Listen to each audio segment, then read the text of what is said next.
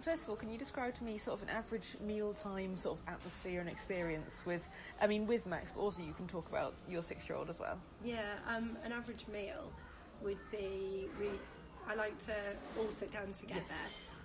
And we very much kind of, I'll dish some things out on their plates, and we often have kind of a plate in the middle where Yes. I'll put kind of fruit and vegetables and things, and they can kind of help lovely. themselves to those bits. Yeah. I did baby-led weaning with both of them. Yeah. So I very much leave them to kind of eat what they want and kind of, encourage them sometimes, but Yeah. usually just leave them to it. Yeah. And then when they say they're full, kind Yes. of leave it at that. Okay, brilliant. Apart from if I know they're eyeing up pudding and they're Yes. like, nope, done. Yeah. Then I might encourage them to eat a bit more. Brilliant. So how is that encouragement, how does it work with you? Yeah, no, it seems to work really well. Yeah. They seem to eat a balanced diet. Yeah. And it Brilliant. seems to work well. No, that's really good. So what sort of techniques, because one of the main issues that we have seen at the moment is when children aren't eating the food on the plate and the kind of parents are like, I don't know how to get them to do it. So what sort of techniques do you do to encourage them to Yeah, eat? I mean, because they've never been fed. Yes. They've always had that ability to just pick and choose what they want. Yeah, yeah. And it's never been, you need to eat that before Yeah. you have this. So Yeah. they just have the control, I think, over what they eat. Yeah. So they just, Yeah. and if it is something they don't like, they'll be like, I don't like that. Yeah. And I don't force it or anything. Yeah. It's just, okay, but Yeah. you need to eat the bits on your plate you do like. Yes, yeah. So, No, that's very good. Excellent, Yeah, thank you. no, And that's well. are there any challenges that you face during mealtime with Max especially? No, not really. No? Just, yeah, Yeah. they're both good eaters. They'll kind of sit down and tuck into like the fruit and the veg and whatever. And if we're out somewhere, people are always like, how do you get them to do that? And I'm Yeah. like, they're just, they're happy to eat it. Yeah. So, yeah. Definitely. Oh, that's brilliant. They're both good eaters. So Yeah, do you yeah. feel like your eldest one sort of has helped and supported your youngest one into eating, like by, like, I don't know, showing Yeah. how to do it, modelling it, behaviour, such and such, or... I suppose he just kind of is used to, well, this is what we've, Yeah.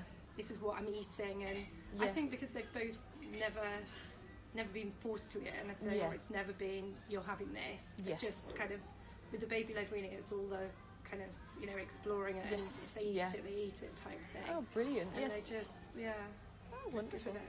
So you have, like, their main thing would be on their plate, like, say, like fish... What sort of foods do you have as, like, not average dinner time, everyone's different, you know what I mean? Yeah. We have a lot of kind of potatoes or pasta and noodles. Mm-hmm.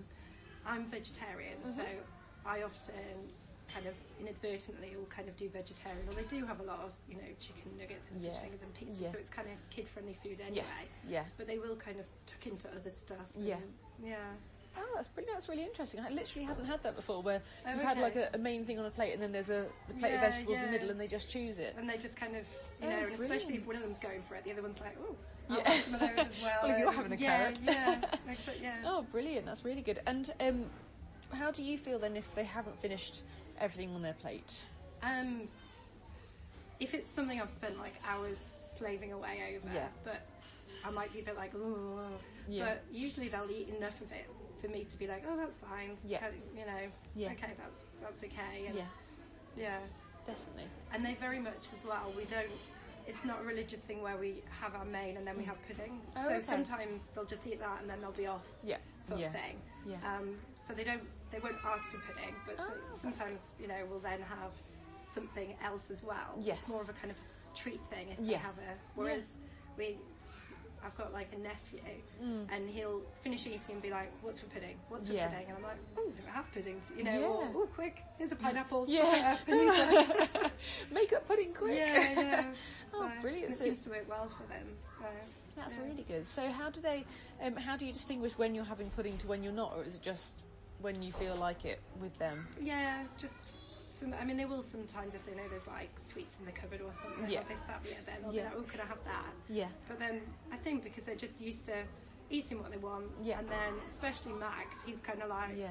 finished, and off Yeah. you toodles. Sort Oh, of thing. So, bless him. yeah. Oh, brilliant. Yeah. Excellent. That's really good. So, how do you, I know that you've done baby-led weaning, so it's a Yeah, slightly different yeah. question, but how do you get Max to eat things that he doesn't like? I suppose because he eats such a wide range, it wouldn't. I can't really think of anything the other day he turned around and was like, I don't like that chicken, but normally he'll eat chicken. Yeah. So it was just like, right, and he was like, get it off the plate. I was like, okay, we'll take it off the plate today. Yeah. But normally he'd eat it and he'd be fine with it and whatever. Yeah. So, but I think because he eats such a range, it's Yeah. not really oh, you need to eat this or you need to drink this. It's just, Yeah, definitely. And what about new foods? It's not necessarily things he doesn't like, but I mean, as they're three, they do start to develop their taste, and they have to try foods they haven't tried before, quite literally, because they're three. But what sort of techniques do you use or have you used to get them to try new foods? With new foods, I'd just say if it's something that we're kind of having on the plate or whatever, or it's around, they often are quite interested in it, and then they'll try it and then be like, you know, if they like it, they'll have more. Yeah. What was the one the other day? They had it was like Greek squeaky cheese. What's the name of that? Yes, halloumi. Oh yeah, that's the one. So I picked them up for me. Squeaky cheese. Squeaky cheese. I know that straight away.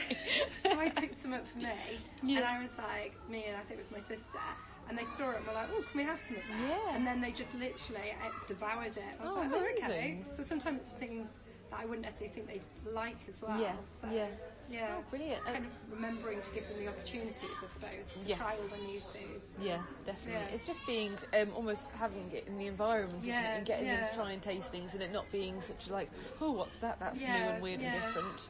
Oh, brilliant. So what about sort of, I mean, my research isn't looking into fruit and vegetables particularly, it's looking at all foods, but are there any sort of fruit and vegetables that he doesn't like, and from sort of trying and tasting them, he's got to like? I'm trying to think.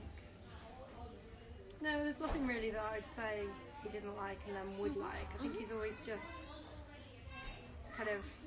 There's probably more things that, like, he'd go around the supermarket and maybe have a pear because he's had them at, like, nursery and stuff, whereas I wouldn't necessarily go out and buy pears and stuff like that. But with other things, he just quite likes vegetables, I think, and quite likes fruit. So. Oh, brilliant. Yeah. Excellent. Oh, wow, that sounds like an amazing... he likes all the fruit and veg, like, well, that bit's gone. Well, I just can't think of anything that he... No. Yeah. I'm sure there's something where he's like, but I can't think of it.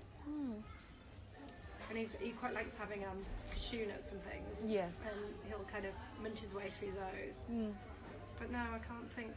Yeah. I can't think of anything really that I'd put on his plate and he'd be like, meh. Apart from the odd thing occasionally when you're having a funny. Yeah. So when he liked chicken before but decided he just didn't want to eat chicken, I know you're a vegetarian, but is there any way that you kind of said like, oh, go on, give it a go, or was there any sort of parenting sort of prompts that you did with him to try and get him to eat it, or did you just go? With that, I was just like, if you don't want it today, because normally he would eat it. Yes, and I wouldn't, if it was something he didn't like, I wouldn't push it anyway. Yeah. Because he eats enough of a range. Yeah. But I was thinking the other day actually, he had little bits of cucumber and it had mayonnaise on it, and he was like, oh no, don't want the ones with mayonnaise, but I'll have all the other ones. Yeah. So it's kind of that. Yeah. And I was like, oh, you don't need to eat those. I just stick them because I don't like cucumber, so I chuck them on his plate. Yeah, that's amazing. So okay. You have yeah, basically. Have you ever had food that you don't like, but you try and taste it in front of them to kind of go like, ooh, yum? Like, no. have you ever? No. No.